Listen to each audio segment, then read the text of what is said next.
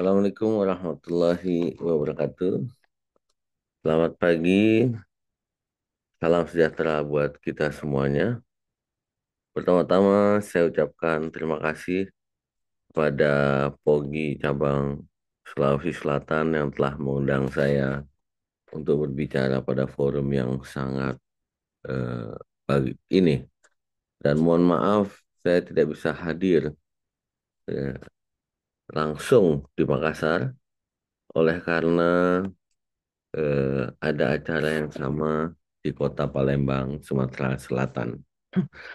Pada pagi hari ini, saya akan menyampaikan bagaimana peran POGI terhadap kesehatan wanita, khususnya melalui program yang kami namakan sebagai Selamatkan Perempuan Indonesia atau SPRINT, berarti menyelamatkan bangsa Indonesia.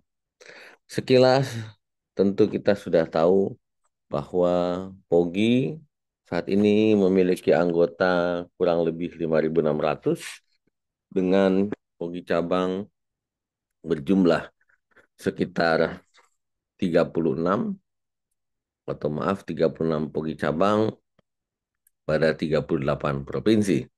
POGI sendiri didirikan sejak tahun 1954 dan sudah direkognisi sampai dengan federasi tingkat dunia, yaitu FIGO, Federation International Gynecology Obstetric, Gynecology and Obstetric, serta Asia Oceania Federation of Obstetric and Gynecology. Mengapa POGI sangat concern dengan kesehatan reproduksi sesuai dengan visi POGI yang ada di anggaran dasar anggaran rumah tangga? Oleh karena ada paling tidak tiga ancaman kesehatan perempuan Indonesia. Yang pertama, bahwa setiap 1 jam ada satu ibu yang tidak kembali ke keluarganya, wafat pada saat hamil, bersalin, ataupun pada saat masa nifas.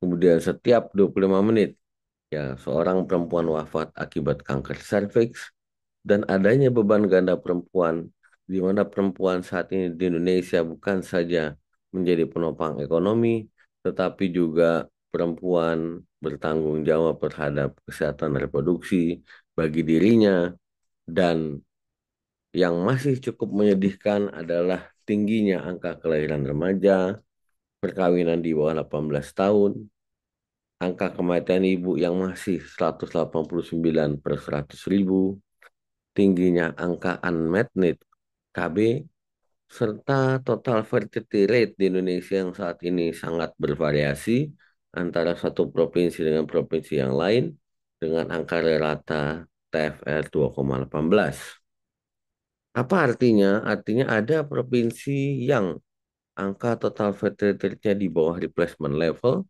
yaitu di bawah 2,18, dan ini tentu cukup mengkhawatirkan dari sisi sustainability sebuah bangsa ataupun keberlangsungan fungsi reproduksi.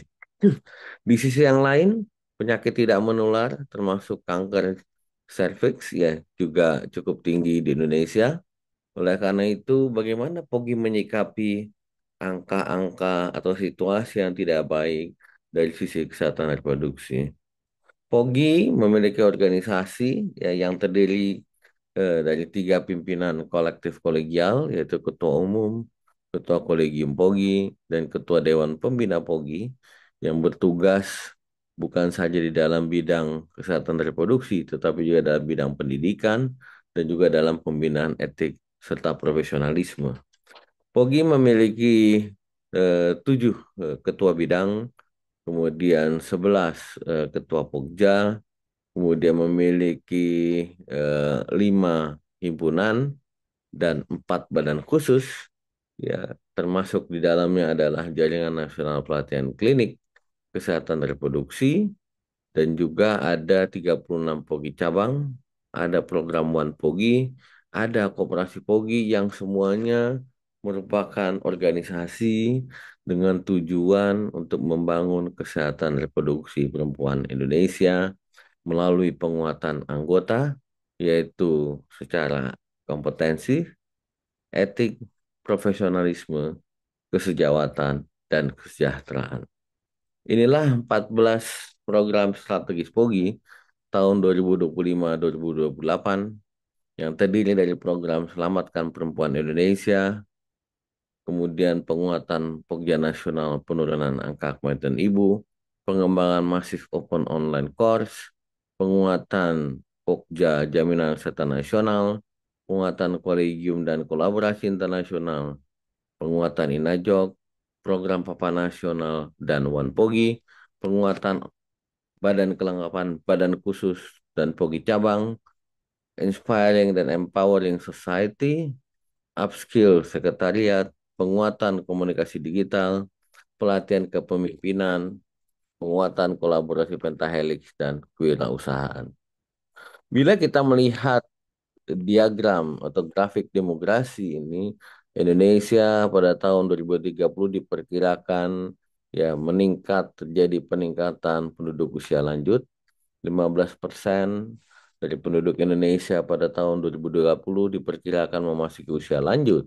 Berarti kurang lebih 30 juta penduduk Indonesia berada pada usia lanjut.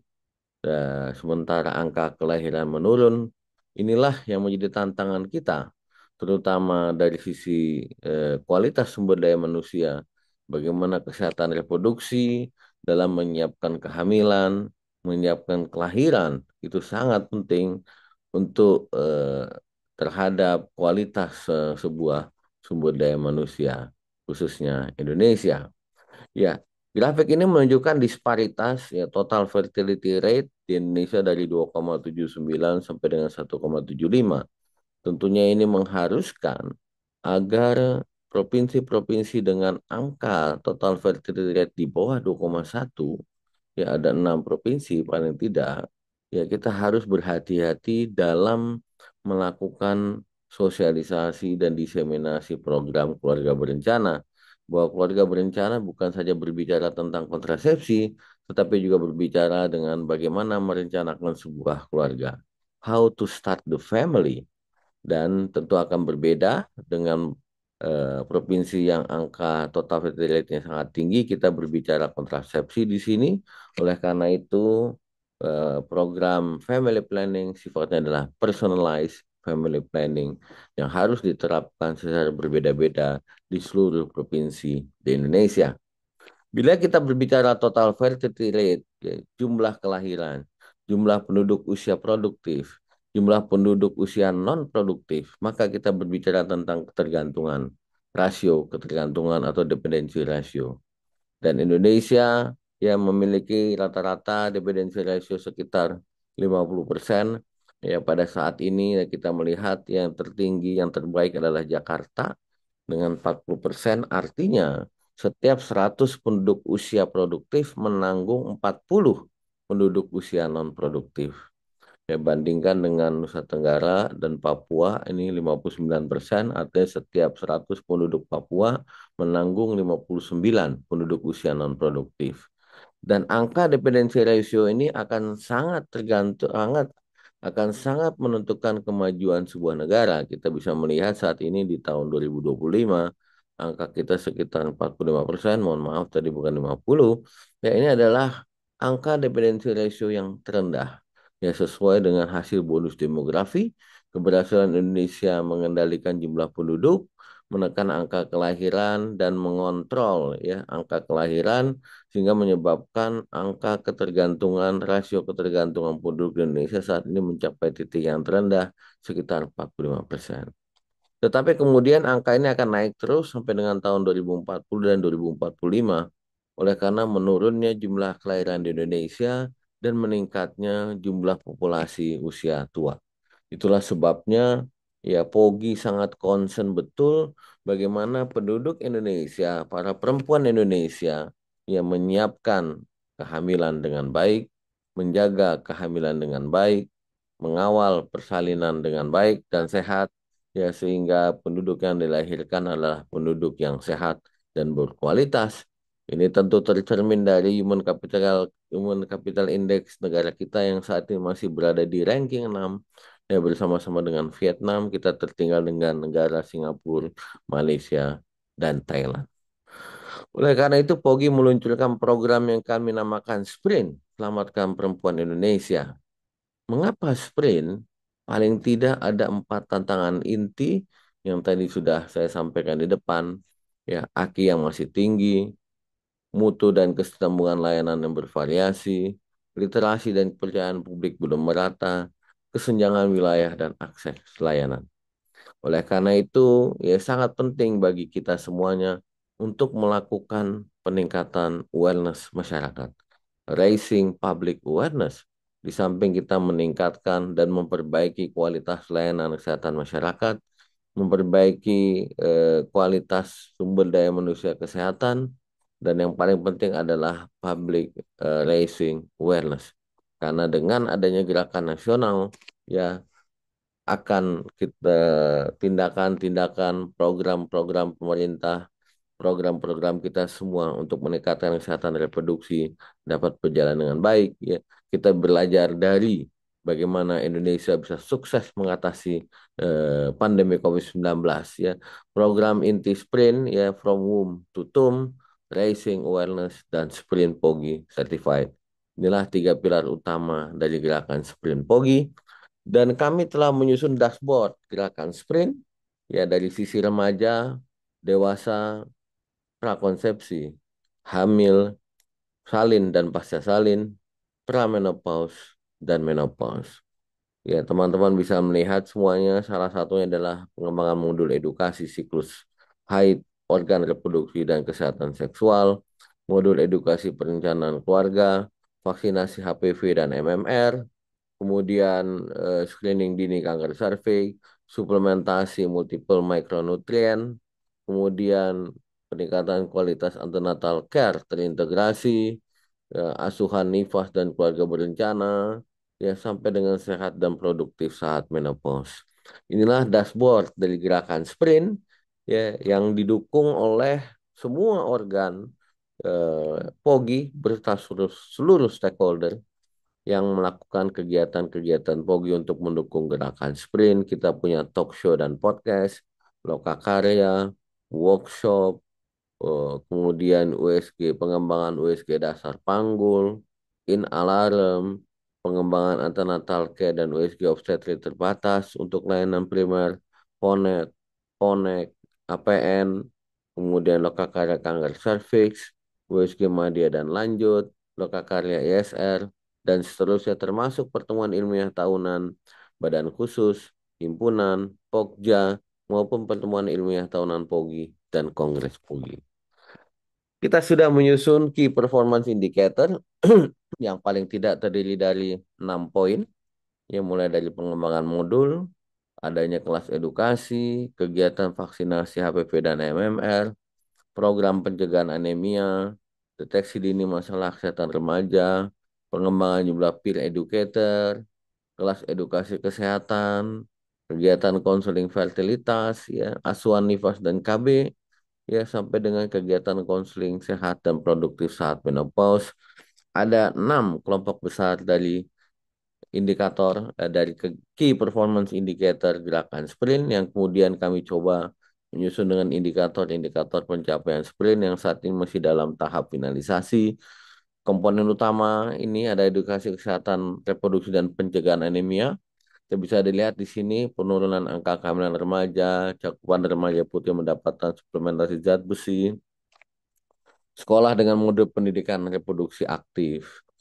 Kemudian deteksi dini masalah kesehatan remaja ya di kehidupan remaja, kader dan peer edukasi kesehatan reproduksi, vaksinasi HPV dan screening serviks, pencegahan anemia dan suplementasi zat besi, konseling fertilitas dan prakehamilan, pencegahan IMS sebelum kehamilan, kemudian pelayanan antenatal care terintegrasi, suplementasi gizi dan vaksin ibu hamil, program kawal kehamilan, asuhan nifas KB dan perawatan pasca persalinan, pencegahan infeksi dan sepsis, program nutrisi dan laktasi, vaksin HPV, screening kanker serviks, manajemen sindrom pramenopause dan kesehatan tulang, dan konseling produktif pada saat menopause.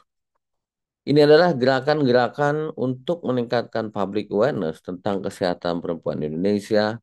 POGI bergerak aktif di cerita dan media, sekolah, kampus, dan pemuda, akses digital dan distribusi, mobilitas dan akses layanan, workplace dan korporasi, komunitas dan keagamaan, olahraga dan gaya hidup, panggung, komitmen dan penghargaan, fundraising, dan brand activation.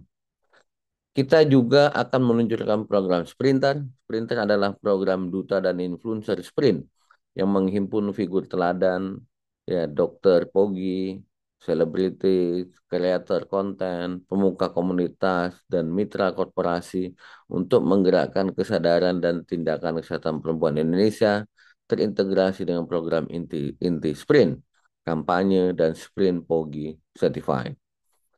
Ini salah satu kolaborasi Pogi dengan Pegadaian yang menyiapkan investasi dalam kehamilan termasuk pembiayaan yang sangat penting dalam menyiapkan kehamilan dan persalinan. Bagaimana Pogi juga melakukan benchmarking ya dengan teman-teman Foxy India, ada kegiatan Manyata yang berfungsi untuk meningkatkan kesehatan reproduksi di India, menurunkan angka kematian ibu, angka kematian bayi dan stunting. Pada annual scientific meeting di Adelaide, Australia, Pogi berkolaborasi dengan Royal Australia New Zealand College of Obstetrics and Gynecology, RCOG, dan AUFOG ya, dalam upaya-upaya peningkatan pendidikan, etik, kompetensi, dan profesionalisme seluruh anggota yang nantinya tentu akan mendukung pencapaian-pencapaian program POGI, terutama adalah selamatkan perempuan Indonesia dan Indonesia reproduksi sehat. Ya, POGI berkolaborasi dengan para peneliti yang ada di Ranskok untuk menguatkan official jurnal POGI, INAJOK, memperkuat kolaborasi clinical research. Inilah kira-kira apa yang POGI lakukan ya untuk meningkatkan kompetensi, profesionalisme, etik ya dan keterampilan kemampuan klinis seluruh anggota POGI sehingga untuk meningkatkan kualitas layanan kesehatan reproduksi. POGI juga akan meluncurkan program Fellow of Indonesian Society of Obstetrics and Gynecology dalam rangka peningkatan rekognisi seluruh anggota POGI di tingkat nasional dan internasional. Dan inilah 9 kepala daerah di Indonesia yang merupakan anggota POGI. Sehingga POGI akan berupaya keras yang melalui organisasi yang kita bangun secara inklusif untuk mendorong peningkatan kualitas kesehatan reproduksi Indonesia melalui gerakan sprint. Selamatkan perempuan Indonesia adalah menyelamatkan bangsa. Melalui peningkatan empowering dan engagement anggota, POGI juga merangkul semua stakeholder yang ada untuk mengakselerasi percepatan tujuan mencapai Indonesia reproduksi sehat. Kita telah memulai kolaborasi dengan Kementerian Pemberdayaan Perlindungan Perempuan dan Anak. Ya, Ibu Menteri telah sepakat ya, dengan program Sprint dan kita akan bahu-membahu juga bersama tokoh-tokoh komunitas lintas agama ya dalam menyukseskan program Sprint Selamatkan Perempuan Indonesia sesuai dengan evidence yang ada. Keterlibatan pemuka agama sangat efektif dalam menyelamatkan ibu dan menyelamatkan bangsa. Terakhir, saya kira dalam menghadapi masa depan, ya POGI bergerak dengan dua pilar kekuatan, yaitu engagement yang merangkul dan melindungi setiap anggota, serta empowerment yang memberdayakan semua stakeholder dan organisasi dari pusat hingga cabang. Bersama kita wujudkan ekosistem kesehatan reproduksi yang modern, adil, dan berbasis bukti untuk mewujudkan visi Indonesia reproduksi sehat. When we educate a woman, we educate a nation. Terima kasih. Selamat pagi. Wassalamualaikum warahmatullahi wabarakatuh.